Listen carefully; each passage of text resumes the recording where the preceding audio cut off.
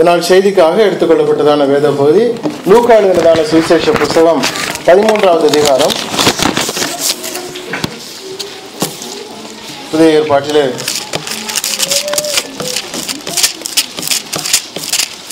103வது பக்கத்தில் இருக்கிற லூக்கா எழுதினதான சுவிசேஷ புத்தகம் 13வது அதிகாரம் 6லிருந்து 9 முடிய யாராவது ஒருவர் எடுத்தவர்கள் வாசிக்கலாம்.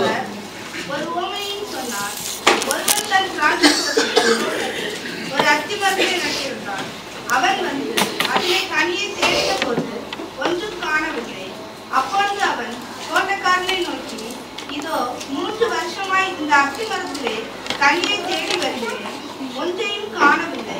இதை வெட்டி போடு, இது நிலத்தையும் ஏன் கெடுக்கிறது என்றார். அதற்கு அவர், ஐயா, இது இந்த வருஷமும் இருக்கட்டும், நான் இதை சுற்றிலும் ஒட்டி எரு போடுவேன்.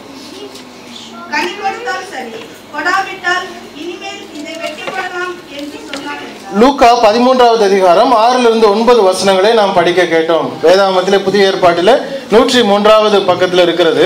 அப்பொழுது அவர் ஓமையை சொன்னார். ஒரு ஓமையை சொன்னார். ஒருவன் தன் திராட்சை தோட்டத்தில் ஒரு அத்தி மரத்தை நட்டிருந்தான். அவன் வந்து அதிலே கனியை தேடின பொழுது ஒன்றும் காணவில்லை என்று சொல்லி பார்க்கிறோம். ஒரு மனுஷன் அத்தி மரத்தை கொண்டு வந்து திராட்சை தோட்டத்தில் நட்டிருந்தானாம் என்று சொல்லி ஒரு ஓமையை இயேசு கிறிஸ்து சொல்லுகிறார். ஓமை என்று சொன்னால் என்ன?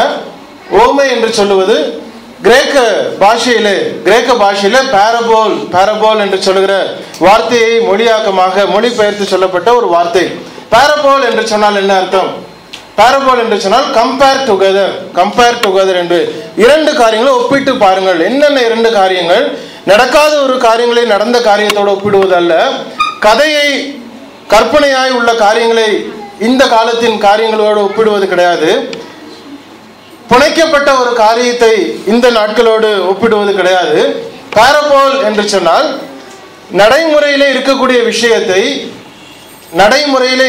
விஷயத்தை பரலோகத்திலே தேவனுடைய சித்தத்தை, பரலோகத்திலே தேவன் நினைத்து கொண்டிருக்கிற எதிர்பார்த்து கொண்டிருக்கிற காரியங்களை ஒப்பிட்டு பேசுவது ஓமை.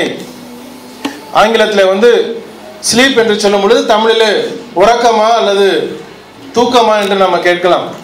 இரண்டுக்கும் வித்தியாசம் இருக்கிறது. அப்போ ஆங்கிலத்தில் ஸ்லீப் என்று சொல்வதற்கும் அதை மொழிபெயர்த்து உண்மையான பாஷை கிரேக்க அல்லது தமிழிலே அதுக்கு என்ன அர்த்தம், தூக்கமா உறக்கமா என்று பார்க்கும்போது இரண்டுக்கும் வித்தியாசம் எப்படி இருக்கிறதோ, கிரேக்க பாஷையிலே பாரபோல் என்று சொல்லும் பொழுது தமிழாக்கத்திலே அதற்கான அர்த்தம் நடைமுறையிலே உள்ள ஒரு விஷயத்தை பரலோக காரியங்களுக்கு ஒப்பிட்டு பேசுகிற ஒரு காரியம், கதை அல்ல, சரித்திரமான ஒரு விஷயம். ஓமை என்று சொல்லும் பொழுது நடைமுறையிலே உள்ள ஒரு காரியத்தை பரலோகத்தின் சித்தத்திற்கு ஒப்பிட்டு பேசுகிற ஒரு சம்பவம் அல்ல, ஒரு ஓமை என்று சொல்றார். அப்படிப்பட்ட ஒரு ஓமையை இந்த இடத்துல பார்க்கிறோம். வேதாகமத்திலே அநேக ஓமைகள் இருந்தாலும், பழைய ஏற்பாட்டிலும் புதிய ஏற்பாட்டிலும் அநேக ஓமைகள் இருந்தாலும், புதிய ஏற்பாட்டு மாத்திரம் 38 ஓமைகள், 38 இந்த பாரபிள்ஸை நாம் பார்க்க முடியும். புதிய ஏற்பாட்டு மாத்திரத்தில் மத்தேயு, மார்க்கு, லூக்கா 3 புத்தகத்தில் மாத்திரம் இருக்கும். யோவானில எந்த ஒரு ஓமையும் நாம் பார்க்க முடியாது.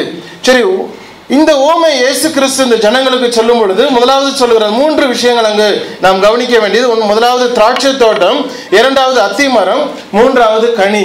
3 காரியத்தை இந்த நாளில் நாம் பார்க்க போகிறோம். 3 விஷயங்கள். முதலாவது திராட்சை தோட்டம், இரண்டாவது அத்தி மரம், மூன்றாவது கனி. இந்த 3 காரியங்களை பலவிதமான இடங்களிலே பலவிதமான நேரங்களிலே இதற்கு இப்படிப்பட்டதான ஒரு வியாக்கணம் நாம் கேட்டிருந்தாலும் இந்த நாளில் நாம் 3 விஷயத்தை நாம் பார்க்க போகிறோம். முதலாவது திராட்சை தோட்டம். திராட்சை தோட்டம் என்று நாம் நினைப்பது போல ஒரு சாதாரண ஒரு வாழை தோட்டமோ, ஒரு தென்னை தோட்டமோ அல்லது ஒரு ரப்பர் தோட்டமோ என்று நாம் பார்ப்பதும் திராட்சை தோட்டத்தை பார்ப்பதற்கும் ஒரு வித்தியாசம் இருக்கிறது.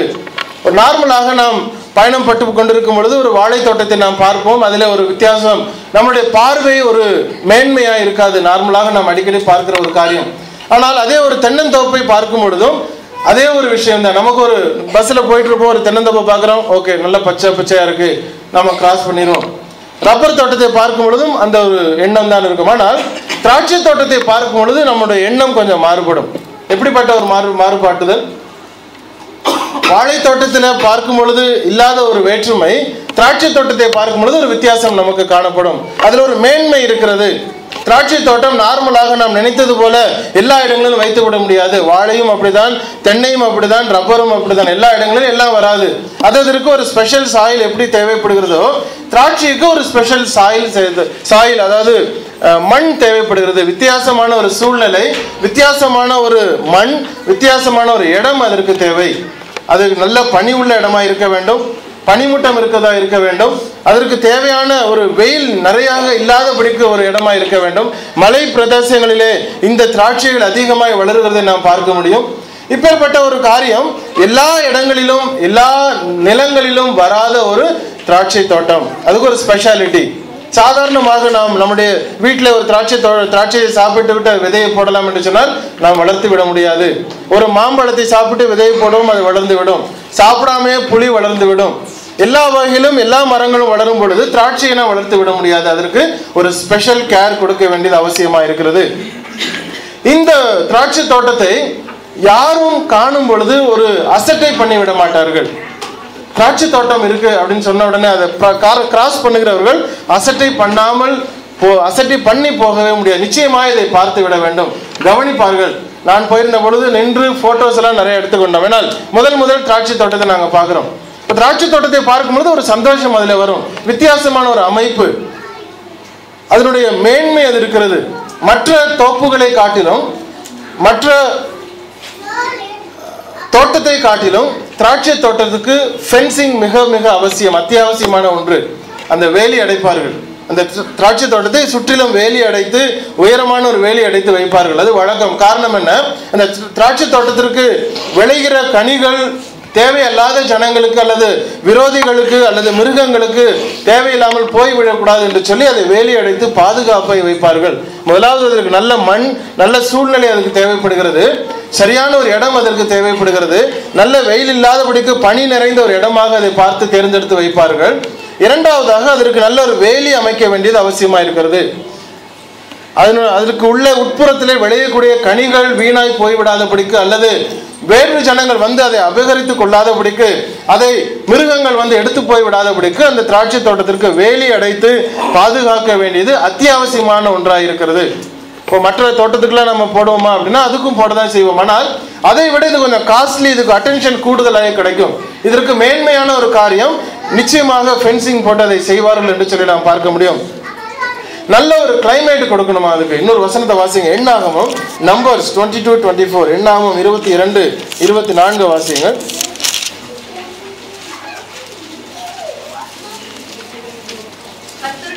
கர்த்தருடைய தூதனானவர் இருபுறத்திலும் சுவர் வைத்திருந்த திராட்சை தோட்டங்கள். சரி, அந்த திராட்சை தோட்டத்திற்கு இருபுறமும் சுவர் வைத்து கட்டக்கூடிய அளவுக்கு அதனுடைய மேன்மை. நம்ம வெறும் முள் காடு வைப்பதல்ல, முள் வேலி வைப்பதல்ல, அதற்கு ஸ்பெஷலாக ஒரு காம்பவுண்ட் வாலை கட்டி வைக்கிறார்களாம். அதனுடைய மேன்மை அப்படிப்பட்டதா இருக்கு. சாதாரண ஒரு தோட்டம் அல்ல.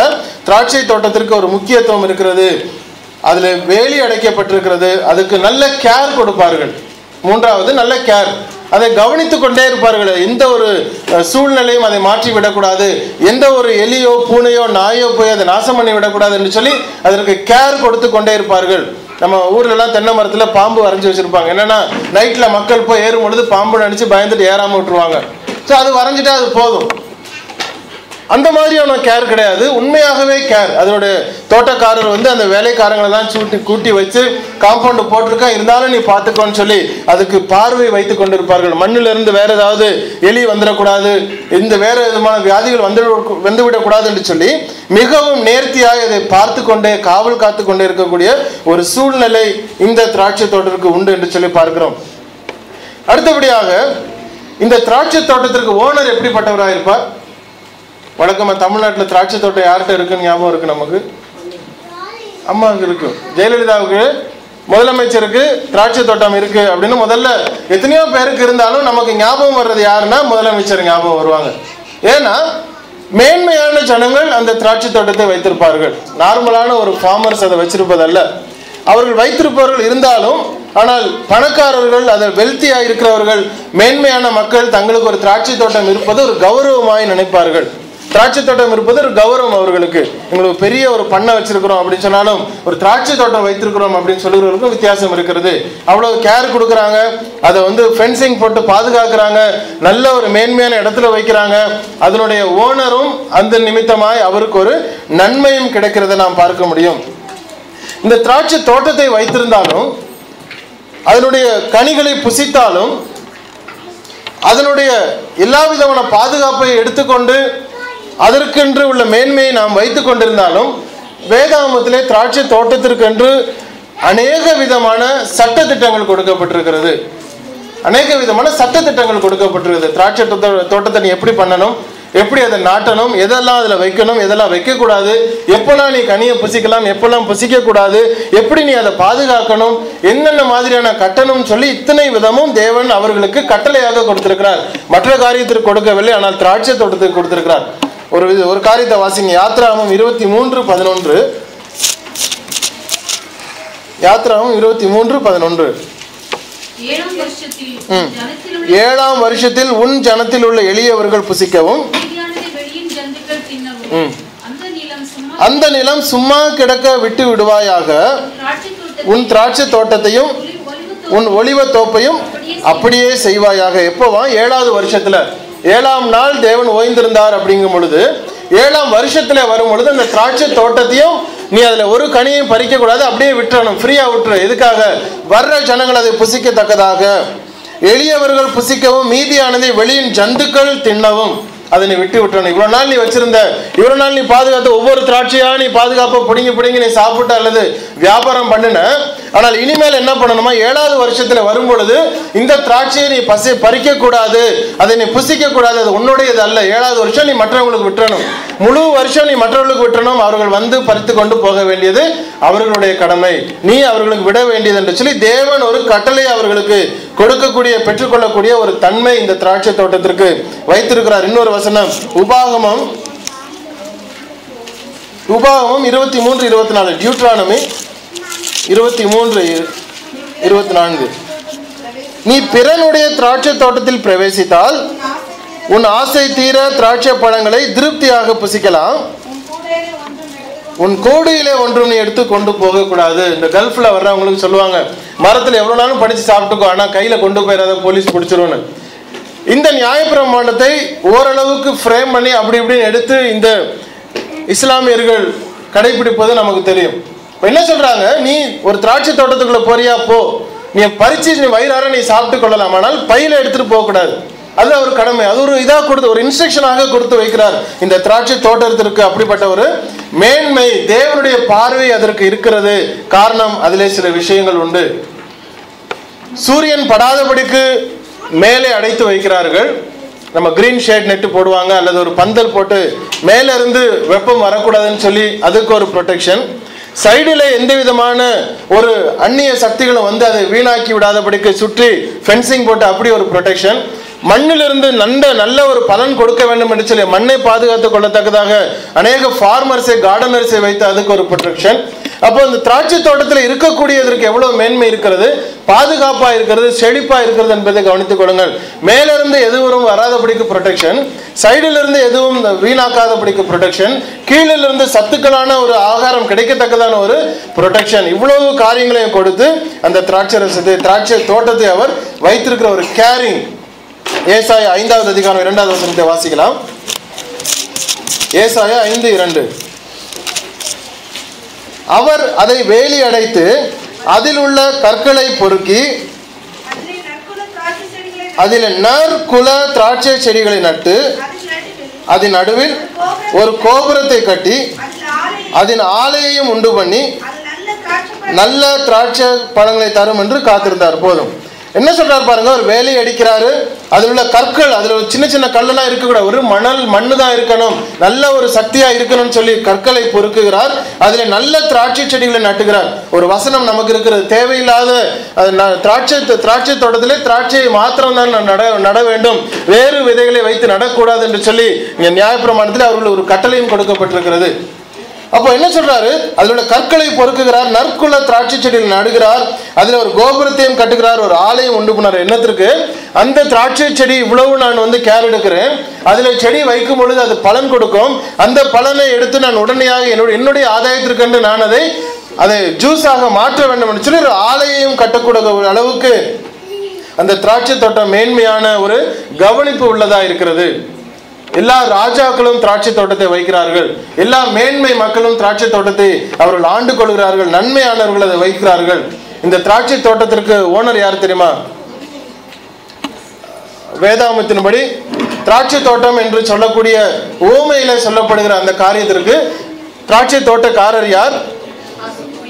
வாசிங்க, யோவான் 15:1. என் பிதா திராட்சை தோட்டக்காரர். இயேசு கிறிஸ்து திராட்சை செடி, பிதா எப்படி இருக்கிறாராம்? திராட்சை தோட்டக்காரர். அப்போ பிதாவுடைய திராட்சை தோட்டக்காரர்னு சொன்னால் பிதாவுடைய தோட்டம் எப்படிப்பட்டதா இருக்கிறது? அவருடைய கண்களில் எப்பொழுதும் அந்த திராட்சை தோட்டம் கனவுல வந்து கொண்டே இருக்கிறது. அந்த திராட்சை தோட்டத்திலே நட்டப்பட்டவர்கள் எப்பொழுதும் அவர்கள் ப்ரொடெக்ஷன் கொடுக்கப்பட்டிருக்கிறது. திராட்சை தோட்டத்திலே நட்டப்பட்டவர்களுக்கு எப்பொழுதும் மேலிருந்தும் கீழிருந்தும் சுற்றுப்புறமும் எல்லா இடங்களிலும் அவர்களுக்கு ப்ரொடெக்ஷன் கொடுக்கப்பட்டிருக்கிறது, கேர் கொடுக்கப்பட்டிருக்கிறது. தேவனுடைய சன்னிதானத்தில் இருக்கக்கூடிய ஜனங்கள் என்று சொல்லி அவர்களுக்கு ஒரு மேன்மை கொடுக்கப்பட்டிருக்கிறது. எல்லா விதத்திலும் அவர்களுக்கு எந்த தீமையும் வராதபடிக்கு இந்த உன்னதமான தேவனுடைய பார்வை அந்த ஜனங்கள், தோட்டத்திலே நாட்டப்பட்ட ஜனங்களுக்கு கொடுக்கப்பட்டிருக்கிறது என்று சொல்லி பார்க்கிறோம்.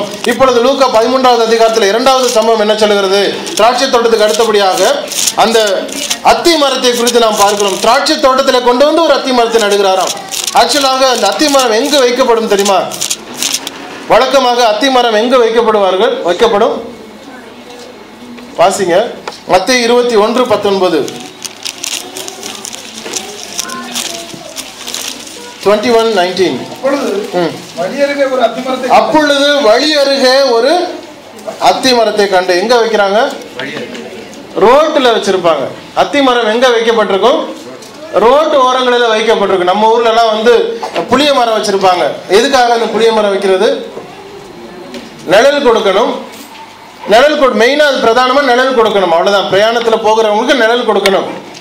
அப்போ அதுல சும்மா இருக்காம அதுல ஒரு பழம் வந்துட்டு இருக்கு. அதை கவர்மெண்ட் முனிசிபாலிட்டி கலெக்ட் பண்ணி கொண்டு போய் கவர்மெண்ட்ல சேர்ப்பாங்க.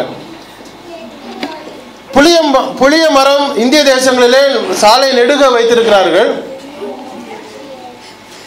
இஸ்ரவேல் தேசம், யோர்தான் தேசம் இந்த கலாச்சாரத்தின் அடிப்படையில் அவர்கள் ரோட்டோரமாக வைத்திருப்பது என்ன? அத்தி மரங்கள். இப்போ அத்தி மரங்களுக்கும் புளிய மரத்திற்கும் ஒரு கம்பேரிசனை நீங்க பார்க்கறதை விட அதனுடைய பர்பஸ் என்னவா இருக்கிறது? இந்திய ஜனங்கள் இந்த நாட்களிலே இப்பொழுது நம்ம ஒவ்வொருவருக்கும் வாகனம் இருக்கிறது அல்லது பஸ் இருக்கிறது. நல்ல ஒரு ஏசியை போட்டுட்டு அதுக்குள்ளே எல்லா சாப்பாடையும் எடுத்து வைத்துக்கொண்டு நாம் போகும் பொழுது சாப்பிட்டு கொண்டே நம்ம ஊருக்கு போய் சேரலாம். இங்கிருந்து நம்ம நிசோல போய் ஒருத்தரை பார்க்கணும் அப்படின்னா 4 பிஸ்கெட் பாக்கெட்டை வாங்கி கார்ல போட்டுட்டு அழகா நம்ம போய் சேர்ந்துடலாம். ரோட்ல மரம் இருந்தா என்ன, மரம் இல்லைன்னா என்ன, நமக்கு கவலை கிடையாது. பழைய நாட்களிலே வாகனம் கிடையாது. நிச்சயமாக அவர்கள் சாலை ஓரத்தில் நடந்து போக வேண்டும் அல்லது மேக்சிமம் கழுதை மேலே ஏறி உட்கார்ந்து போவார்கள் அல்லது குதிரையிலே பிரயாணம் பண்ணுவார்கள். அவர்களுக்கு எந்த ஒரு ஷெல்டரும் இருக்காது. கொஞ்சம் வசதியானவர்கள் அந்த வண்டிக்கு மேலே ஒரு கவர் போட்டுட்டு போகலாம். ஆனால் சாலை வழியே போகும் பொழுது அவர்கள் நிச்சயமாக அவர்களுக்கு நிழல் அவசியமா இருக்கும். பல கிராமங்களில் நீங்க பார்க்கலாம், ரெண்டு கல்லு தூண் வச்சு மேல ஒரு கல் வச்சிருப்பாங்க. எது தெரியுமா? சுமை தாங்கின்னு சொல்லுவாங்க. கிராமம் அந்த எட்ஜில் எல்லாம் வச்சிருப்பாங்க. எல்லா ஊர் எல்லையிலையும் அது இருக்கும். பிரயாணத்தில் போகிறவர்கள் தலையில சுமையை தூக்கி கொண்டு ஒரு நாள் 2 நாளைக்குள்ள சாப்பாட்டை எடுத்து வைத்து கொண்டு போகலாம். அல்லது தேவையான பொருட்களை வைத்துக்கொண்டு போகும் பொழுது குனிந்து இறக்கி வைத்துட்டு திரும்பவும் அதை குனிந்து மேலே தலை மேலே வைப்பதுக்கு ஒரு ஆள் தேவைப்படும். லோடு பண்றதுக்கு யாராவது கூப்பிடுவாங்க. ஏமா கொஞ்சம் தலையில கொஞ்சம் வச்சு விட்டுட்டு போ அப்படின்னா அப்போ எல்லாரையும் கூப்பிட முடியாது.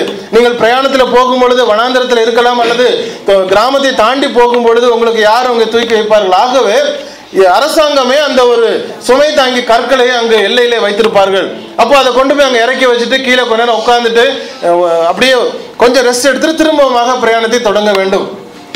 இந்த அத்தி மரத்தில் உள்ள காரியமும் பிரயாணத்திலே போகக்கூடிய எந்த ஜனங்களா இருந்தாலும், நல்லவர்களா இருந்தாலும், கெட்டவர்களா இருந்தாலும், வேண்டியவர்களா இருந்தாலும், வேண்டாதவர்களா இருந்தாலும், உறவினர்களா இருந்தாலும், உறவினர் அல்லாதவர்களா இருந்தாலும், சிறிய பிள்ளைகள், பெரிய பிள்ளைகள், எவ்வளவு பெரிய மனுஷனா இருந்தாலும் அந்த மரத்துக்கு கீழே வந்து அவர்கள் நிழல் அடைய வேண்டும். உட்கார்ந்திருப்பவர்கள் அந்த பழத்தை பறித்து அவர்கள் சாப்பிட வேண்டும். அவர்களுக்கு அது ஆகாரமாகவும் அது கொடுக்க வேண்டும். சிலர் அந்த மரத்தை உலுக்கி எடுத்துக்கொண்டு போகலாம், சிலர் கிளையை வெட்டி எடுத்துக்கொண்டு போகலாம். மரம் வந்து சொல்ல முடியாது, நீ கொடுக்க முடியாது, நீ போ, என்னை நீ துன்பப்படுத்துற, உனக்கு ஒரு பழமும் தரமாட்டேன்னு சொல்ல முடியாது. அத்தி மரம் அதோடைய வேலை நிழல் கொடுக்கணும், கனிகள் கொடுக்கணும், அவ்வளவுதான் அதோடைய வேலை. ரோட்டு ஓரமா அங்க இருக்கணும். இந்த அத்திப்பழம் நல்ல பழங்களை மாத்திரம் தரும் என்று கிடையாது, கெட்ட பழங்களையும் தருமா. ஒரு வசனத்தை வாசிங்க, எரேமியா 24:2-3 வசனங்கள். எரேமியா 24வது அதிகாரம் 2-3 வசனங்கள். சமானமான மிகவும் நல்ல அத்தி பழங்களும் மற்ற கூடையிலே ருசிக்க தகாத மிகவும் கெட்ட அத்தி பழங்களும் இருந்தது. என்ன எப்படி இருக்கிறதா? ஒரு கூடையில முதல் கந்தாயத்து அத்தி பழங்கள், கந்தாயத்துனா வெரி குட் அப்படின்னு அர்த்தம். வெரி குட் பெஸ்ட் பழங்கள் எல்லாம் வைக்கப்பட்டிருக்கிற ஒரு கூடை, மிகவும் நல்ல அத்தி பழங்கள், மற்ற கூடையில புசிக்க தகாத மிகவும் கெட்ட அத்தி பழங்களும் இருந்தது. நல்ல பழங்களும் இருக்கிறது, கெட்ட பழங்களும் இருக்கிறது. அப்போ அத்திப்பழம் அப்படின்னா எல்லாமே இனிப்பாக தான் இருக்கும், எல்லாமே நன்மையாக இருக்கும் அப்படின்னு அல்ல. கெட்ட பழங்களும் இருக்கிறது, நல்ல பழங்களும் இருக்கிறது. நன்மையாக இருக்கிற இடங்களில் நன்மையாக வளருகிறது, அதோட சூழ்நிலை சரியில்லாதபடிக்கு இருக்கும் பட்சத்தில் அது தீமையாய் வளருகிறதா இருக்கிறது. இப்போ அத்திப்பழங்கள் ரெண்டு பக்கமும் கொடுக்கப்படுகிறது. ஆனால் அடிப்படையாகவே பேசிக்கலி ஒரு அத்திப்பழம் அப்படிங்கிறது நன்மையான ஒரு பழமா. வாசிங்க ஜட்ஜஸ், நியாயாதிபதிகள் 9வது அதிகாரம் 11வது வசனம்.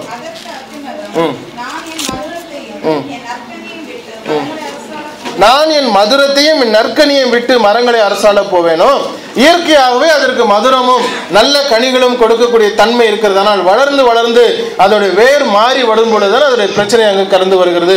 சாலை ஓரங்களில் நட்டப்பட்டிருக்கிற அந்த அத்தி மரத்திற்கு அதனுடைய பர்பஸ் என்ன அப்படின்னா, எல்லா ஜனங்களுக்கும் நிழல் கொடுக்க வேண்டும், எல்லா ஜனங்களுக்கும் அதனுடைய கனிகளை கொடுக்க வேண்டும் என்பது அதனுடைய கடமை என்பதில் அதனுடைய தன்மையாயிருக்க வேண்டும்.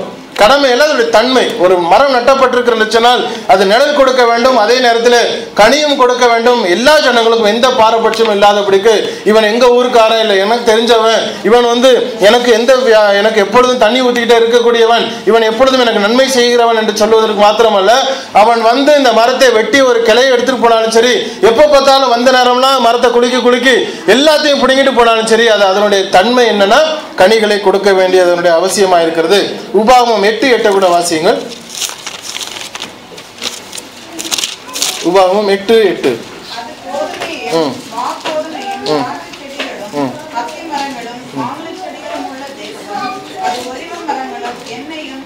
ஒரு தேசத்தை குறித்து சொல்லும் பொழுது அந்த தேசத்திலே வளமையை குறிப்பிடப்படுவதற்கு, ஒரு தேசத்தை குறித்து சொல்லும் பொழுது அந்த தேசத்திலே வளமையை குறிப்பிடுவதற்கு சொல்லப்படுகிற பழங்களிலே அத்தி மரமும் அத்தி காய்களும் ஒன்றாக இருக்கிறது. கோதுமை, வார்கோதுமை, திராட்சை செடி, அத்தி மரங்களும் மாதுளம் செடிகளும் உள்ள தேசம். ஒரு தேசத்துல அத்தி மரங்கள் இருக்குது அப்படின்னு சொன்னா அது வளமையான தேசமா. ஒரு தேசத்துல மாதுளம் இருக்குன்னு சொன்னா வளமையான தேசம். ஒரு தேசத்துல திராட்சை இருக்குன்னு சொன்னா வளமையான தேசம். நாங்கள் போன வருஷம் இந்த சர்ச்சுக்கு மீட்டிங் கூப்பிட்டு இருந்த பொழுது இந்த திராட்சை தோட்ட வழியா நாங்க கடந்து போனோம். ரொம்ப சந்தோஷமா இருந்தது. அந்த ஜனங்களுக்கு திராட்சையை குறித்து தான் பேசினேன். அப்போ அந்த இடத்துல இருக்க வேண்டும், அந்த இடத்துல ஒரு இடத்த வாங்கலாமா, அந்த இடத்துல நம்ம கொஞ்ச நாள் தங்கலாமான்ற ஒரு எண்ணங்கள், அப்படிப்பட்ட ஒரு மேன்மையான எண்ணங்கள், செழிப்பான ஒரு இடம் என்று சொல்லக்கூடிய ஒரு தேசம் என்றால் அதில் அத்தி மரங்களும் திராட்சைகளும் இருக்க வேண்டியது ஒரு ஒரு ஒரு நாம்ஸ் அப்படின்னு சொல்லுவாங்க. அந்த நாம்ஸ்ல இதுவும் கணக்கிடப்படுகிறதாம். இன்னொரு வசனம் வாசிங்க, என்னாகமம் 13:23.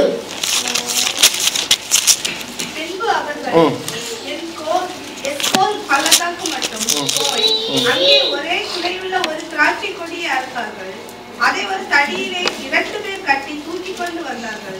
மாதுளம் பழங்களிலும் அத்தி பழங்களிலும் சிலவற்றை கொண்டு 3 விஷயங்களை அவர்கள் எடுத்துட்டு வருகிறார்கள். முதலாவது திராட்சை பழங்கள், மாதுளம் பழங்கள், அத்தி பழங்கள். இந்த இம்பார்ட்டன்ஸை பாருங்க. அத்தி அப்படின்னு சொல்லும் பொழுது அதுல இம்பார்ட்டன்ஸ் கொடுக்கப்படுகிறது. சாதாரண திராட்சை தோட்டம் என்பது மாத்திரமல்ல, சாதாரண ஒரு அத்தி மரம் என்பது மாத்திரமல்ல, ஜனங்கள் தேர்ந்தெடுக்கும் பொழுது நல்ல பழமா 3 பழம் வாங்கிட்டு வா அப்படின்னு சொன்னா மெயினாக செலக்ட் பண்றது அவங்க போய் எடுத்திருக்கிறாங்க. திராட்சை எடுத்திருக்கிறார்கள், மாதுளம் பழத்தை எடுத்திருக்கிறார்கள், அத்தி பழங்கள் எடுத்திருக்கிறார்கள். அந்த இம்பார்ட்டன்ஸை பாருங்க. அப்போ ஒரு தெருவோரத்தில் இருக்கக்கூடிய மரம் என்று சொல்லப்பட்டாலும் அது அநேகருக்கு பிரயோஜனம் உள்ளதா இருக்கிறது. அதுல இன்னும் ஒரு முக்கியமான தன்மையும் அதுல இருக்கிறது. வாசிங்கள் 2 ராஜாக்கள் 20:7. 2 Kings 27. 2 ராஜாக்கள் 20:7.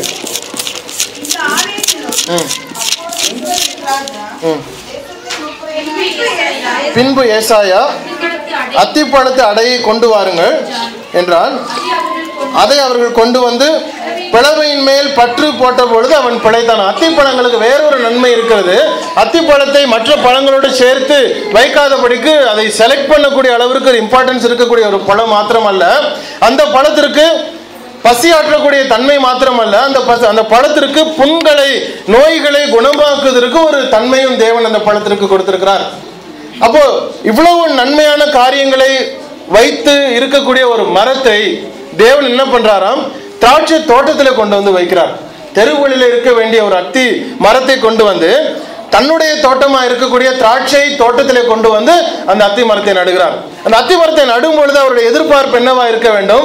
ஏற்கனவே திராட்சை பழங்கள் விளைந்து கொண்டிருக்கிற இந்த ஆலையில இந்த அத்தி மரமும் வந்தால் இதனுடைய நன்மையும் சேர்ந்து எனக்கு இன்னமும் அதிக நன்மை கிடைக்க வேண்டும் என்று சொல்லி எதிர்பார்த்து கொண்டு வந்து அந்த அத்தி மரத்தை வைக்கிறார். இயற்கையாக அல்லது இயற்கை அல்ல, பிரைமரிலி முதன்மையாக நாம் பார்க்கும் பொழுது இந்த ஓமை இஸ்ரவேல் ஜனங்களை குறித்து, இஸ்ரவேல் தேசத்தை குறித்து இதை சொல்லுகிறார். இஸ்ரவேல் தேசத்தையும் இஸ்ரவேல் ஜனங்களை குறித்து சொல்லுகிறார்.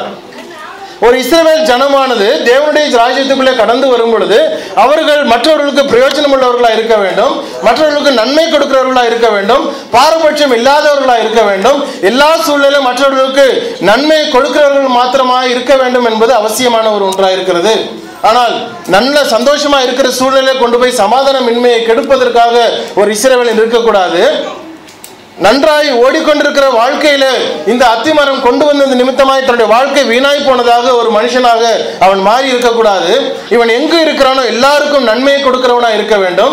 எந்த சூழ்நிலையில் இருக்கிறானோ அவன் எல்லாவற்றிற்கும் சமாதானத்தை கொடுக்கிறவனா இருக்க வேண்டும். நிழல் கொடுக்கிறவனை போல சமாதானம் கொடுக்கிறவனா இருக்க வேண்டும்.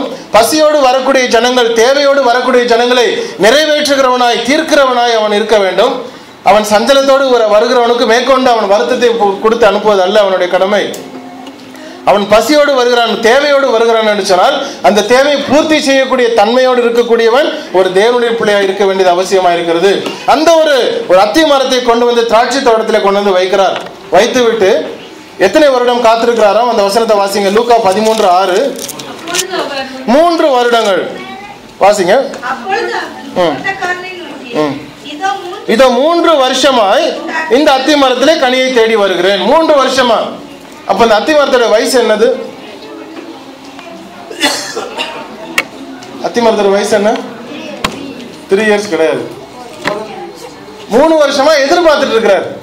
3 வருஷம், அதாவது ஒரு குளம் அதை வந்து கண்ணா கொண்டு நட்டு இருந்திருக்கலாம். கண்ணு வளரும் பொழுது யாரும் வந்து கனி கொடுக்கணும்னு எதிர்பார்க்க மாட்டேன். நம்ம பிள்ளை ஸ்கூல்ல படிச்சுக்கிட்டு இருக்குன்னா வேலைக்கு போய் சம்பளம் கொடுப்பான்னு எதிர்பார்ப்போமா? அது வளரணும், அது படிக்கணும், அது வேலைக்கு போகணும். வேலைக்கு போய் ப்ரொஃபஷனலாக முடிஞ்சதுக்கு அதுக்கப்புறம் தான் நம்ம எதிர்பார்க்க ஆரம்பிக்கிறோம்.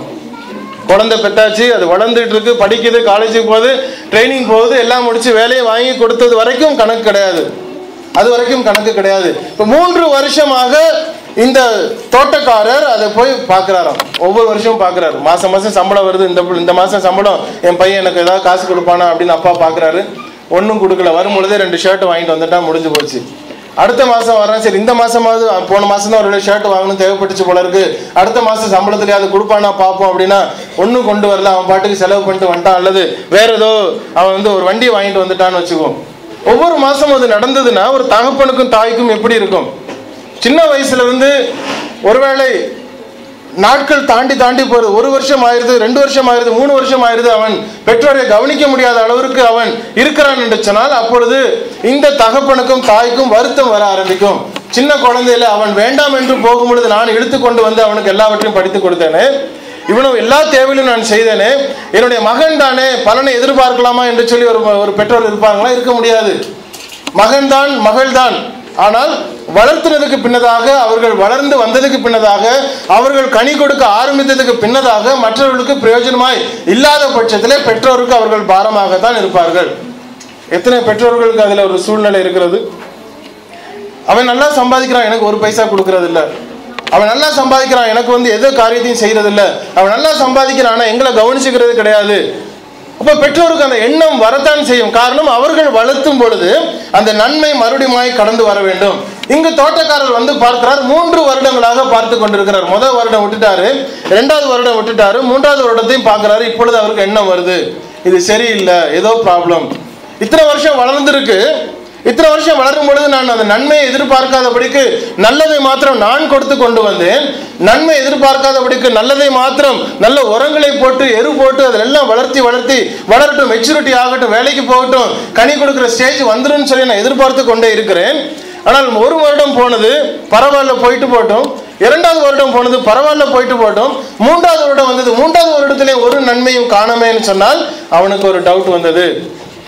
திராட்சை தோட்டம் எல்லா கனிகளும் ஒழுங்காக தான் கொடுத்துட்டு இருக்கு, மற்ற மரங்கள்லாம் ஒழுங்காக கொடுத்துட்டு இருக்கு, இதை மாத்திரம் காணும், இதுக்கு மாத்திரம் ஒரு ஃப்ரூட் வரல அப்படின்னு சொன்னால் சூழ்நிலை தவறு கிடையாது, கொடுக்கப்பட்ட உரத்துல தவறு கிடையாது, கொடுக்கப்பட்ட எந்த காரியத்திலும் தவறு கிடையாது. சில நேரம் ஊர்ல வந்து கோழி குஞ்சு வித்துட்டு போவாங்க, அப்படியே கூடையில பார்க்கவே அழகழகா இருக்கும், எல்லாம் ஒரே கலர்ல குழைச்சு கொண்டு வருவான், கலர் மாத்தி கொண்டு வருவான். அப்போ நம்ம சொல்லுவோம், என்னப்பா இந்த லகான் கோழி அப்படின்னு சொல்லுவோம். ஓகே, 4 பெண் பெட்ட கோழியும் ஒரு சேவலும் எனக்கு கொடுப்பா அப்படின்னு நம்ம வாங்குவோம். உடனே அவருடைய ரொம்ப நேக்க எல்லாம் செக் பண்ணி பார்த்துட்டு இருந்தாங்க, இதெல்லாம் 4 பெண் பெட்ட கோழி, இது ஒரு சேவல் அப்படின்னு சொல்லி 5 கோழி கொஞ்சம் கொடுத்துட்டு போவான். நம்மளும் அதை எல்லாம் தவிடு எல்லாம் போட்டு வளர்த்து வளரும். வளர்ந்தா எப்படி நிற்கும்? 4 சேவலா நிற்கும். 4 சேவலா நிற்கும். பல தடவை நடந்திருக்கு. அதுல இருந்தே நாங்க இந்த கோழி குஞ்சு கொண்டு வரன்ட்டு வாங்க மாட்டோம். அது எப்படியா நீ கண்டுபிடிக்கிற அப்படின்னு அது எங்களுக்கு தெரியும் அப்படின்னுவா. அவங்களுக்கு தெரியும், ஆனா வளர்ந்ததுக்கு அப்புறம் 4 சேவலா நிற்கும். அந்த அளவுக்கு ஏமாத்திட்டு போயிடுவான். இப்போ வாத்தா வந்திருக்கு, கோழின்னு பிடிச்சி வாங்கினது வாத்தா மாதிரி நிற்கும். வளரும் பொழுது எப்படியெல்லாம் ஏமாத்துவாங்க. வான்கோழின்னு சொல்லி வாங்குவோம், சாதா போந்தா கோழியா நிற்கும். இது செலெக்ஷன்ல ப்ராப்ளம் கிடையாது. கரெக்டா சொல்லிதான் ஒரு அத்தி மரத்தை தான் கொண்டு வந்து நட்டார். அத்தி மரம் வளர்ந்ததுக்கு பின்னதாக அதனுடைய கனி வரவில்லை. இப்ப கனி வரலன்ற பட்சத்துல தேவனுக்கு அடுத்த ஆக்ஷன் என்ன? இவ்வளவு நாள் நான் பாதுகாத்திருந்தேன், இவ்வளவு நாள் நான் செய்திருந்தேன், இவ்வளவு நாள் நன்மையை கொடுத்திருந்தேன், உனக்கு நன்மையான ரோட்ல உன்னை நிப்பாட்டல, திராட்சை தோட்டத்துல கொண்டு வந்து நான் வைத்திருக்கிறேன், உனக்கு தேவையான எல்லா காரியங்களும் நான் செய்திருக்கும் பொழுது உன்னிடத்துல இந்த கனி வராத பட்சத்திலே நான் என்ன செய்ய முடியும்? அதுல ஒரு ரிசல்ட்டை கொடுத்துட்டு போறாரு. அப்போ இவன் சொல்றான் தோட்டக்காரையா, பரவாயில்ல, இவ்வளவு நாள் நீங்க பொறுத்துட்டீங்க, கொஞ்சம் பொறுத்துக்கோங்க, இந்த வருஷமும் ட்ரை பண்ணுங்கன்னு.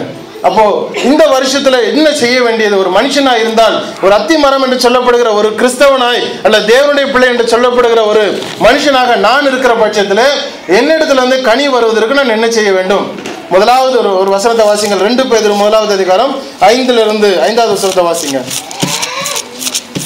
2 பேதுரு 1வது அதிகாரம் 5வது வசனம்.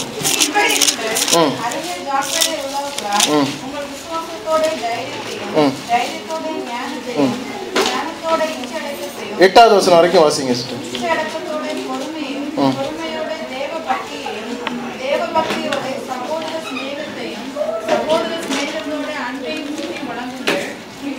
இவைகள் உங்களுக்கு உண்டாயிருந்து பெருகினால் கர்த்தராகிய இயேசு கிறிஸ்துவை அறிகிற அறிவிலே வீணரும் கனி அற்றவர்களுமாய் இருக்க ஒட்டாது. எதையெல்லாம் செய்யணுமோ 5வது வசனத்துல முதல்ல என்ன தொடங்குகிறது? நீங்கள் அதிக ஜாக்கிரதை உள்ளவர்களாய் உங்கள் விசுவாசத்தோட தைரியம். முதலாவது என்ன வரணுமா? விசுவாசம் அங்க முதலாவது வரணும்.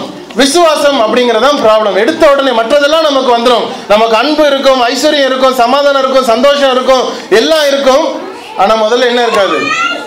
விசுவாசம் இருக்காது. இச்சை அடக்கம் இருக்கா? இருக்கு பிரதர். அன்பு இருக்கா? இருக்கு பிரதர். எப்போ காசு போட்டாலும் நாங்க கேட்டுருவோம். வாரி வழங்கக்கூடிய மனுஷன் எல்லாமே இருக்கும். இச்சை அடக்கம் இருக்கும், பொறுமை இருக்கும், அன்பு இருக்கும், தேவ பக்தி இருக்கும், சகோதர ஸ்நேகம் இருக்கும், ஞானம் இருக்கும், நல்ல ஒழுக்கம் இருக்கும். ஆனா என்ன இருக்காது? விசுவாசம் இருக்காது. அந்த அடிப்படையா என்ன வேணுமோ அது இருக்காது. மற்றதெல்லாம் பார்த்து கொண்டே இருப்பார்கள். இப்போ விசுவாசம் இல்லாதபடிக்கு மற்ற எல்லா காரியத்தை செய்தாலும் கனி அற்றவர்களாக தான் வைத்திருக்கும். அடிப்படையாக நாம் என்ன செய்ய வேண்டும்? முதலாவது விசுவாசம் வர வேண்டும். விசுவாசம்னா என்னது?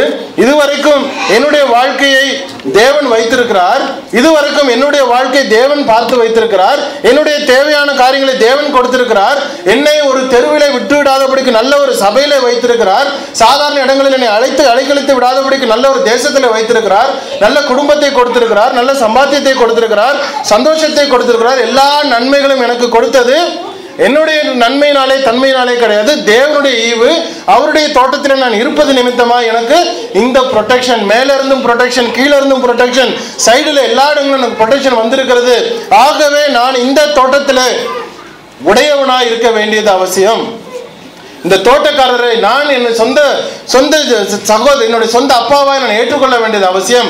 அதற்கு தேவையானது இயேசு கிறிஸ்துவை நான் விசுவாசிப்பது அவசியம். இந்த இயேசு கிறிஸ்துவை நான் விசுவாசிக்கிறேன் என்று சொன்னால் அவர் என்னை கொண்டு போய் பரலோகத்தில் பிதாவினிடத்தில் சேர்ப்பதற்கு இவர் போதுமானவர் என்கிற விசுவாசம் என்னிடத்தில் முதலாவது கடந்து வர வேண்டும். என்ன அழகா சொன்னாரு, நீங்க வந்து ஜலத்தினாலும் ஆவியினாலும் பிறவாவிட்டால் என்ன பண்ணணுமா? பரலோக ராஜ்யத்தை வாசிங்க. யோவான் 3:5. யோவான் ஜலத்தினாலும் ஆவியினாலும் பிறவாவிட்டால் தேவனுடைய ராஜ்யத்தில் பிரவேசிக்க மாட்டான். தெளிவா சொல்றாரு, நீ முதலாவது ஜலத்தினாலும் ஆவினாலும் பெற, அதுக்கப்புறம் உனக்கு அடுத்தது பார்க்கலாம். உனக்கு எல்லா நன்மைகளும் வேண்டும், எனக்கு அது வேண்டும் இது வேண்டும் என்று பிரேயர் ரெக்வஸ்ட் வைக்க தெரிகிறது. ஆனால் தேவனுடைய சமூகத்தில் வந்து என்னை ஏற்றுக்கொள்வதற்கு, என்னை ஒப்பு கொடுப்பதற்கு இயேசு கிறிஸ்து தான் சொந்த ரட்சகர், என்னுடைய பாவங்கள் இதுவரைக்கும் என்னோடு தான் வந்து கொண்டிருக்கிறது, இந்த பாவத்தை மன்னிக்கப்படத்தக்கதாக நான் ஜலத்திலே நான் முழுக வேண்டும் என்று சொல்லி தன்னை ஒப்பு கொடுப்பதற்கு விசுவாசம் முதலாவது அவசியமாயிருக்கிறது. பாவம் மன்னிக்கப்படத்தக்கதாக நான் ஞானஸ்நானப்பட வேண்டியது அவசியம். என்னுடைய பாவம் மன்னிக்கப்படத்தக்கதாக, என்னுடைய பாவம் கழுவப்படத்தக்கதாக ஞானஸ்நானம் எடுக்க வேண்டியது அவசியம். ஜலத்தினால் பிறக்க வேண்டும். என்னுடைய ஆவியில, என்னுடைய உள்ளத்தில் இருக்கக்கூடிய எடி ஜோயல் என்கிற இந்த மனுஷன் என்ற ஆவியினாலே நான் பிறக்கிறாளே ஒழிய சரீரத்தை மாத்திரம் நான் வந்து முழுக்கி எடுத்துட்டு வந்துட்டேன்னு சொன்னால் பரலோக ராஜ்யத்தில் போக முடியாது. என்னுடைய ஆவியும் நான் வந்து முழுவதுமாய் தேவனுக்குள்ளே ஒப்பு கொடுத்து நான் புதிய மனுஷனாக பிறக்க வேண்டும் என்று சொல்கிற பட்சத்தில் ஜலத்தினாலும் ஆவினாலும் பிறக்கும் பொழுது பரலோக ராஜ்யத்தில் நான் பிரவேசிப்பேன். இது ரெண்டையும் வேண்டாம்னு சொல்லிட்டு நம்ம அடுத்த ஸ்டெப்புக்கு போகக்கூடாது. முதலாவது விசுவாசம், முதலாவது தேவனுடைய வார்த்தைக்கு கீழ்ப்படிய வேண்டும். இயேசு கிறிஸ்துவை விசுவாசி, அப்பொழுது நீயும் உன் வீட்டாரும் ரட்சிக்கப்படுவீர்கள். முதலாவது காரியம் விசுவாசத்துக்குள்ளாய் கடந்து வர வேண்டும். அடுத்ததை சொல்லுறார், தைரியத்தோடு, விசுவாசத்தோடு தைரியம். தைரியம்னா நம்ம தமிழ்ல பாக்குற அந்த தைரியம் இல்ல, போல்டாயிரு அப்படிங்கிற அந்த தைரியம் இல்ல. தைரியம் அப்படின்னு சொன்னா நல்ல ஒழுக்கம், குட்னஸ், நல்ல ஒழுக்கத்தை கொடுக்கிறார். விசுவாசம் வருகிறது, அதுக்கு பின்னதாக நல்ல ஒழுக்கம் வர வேண்டும். நல்ல ஒழுக்கத்திற்கு பின்னதாக ஞானம் வர வேண்டும்.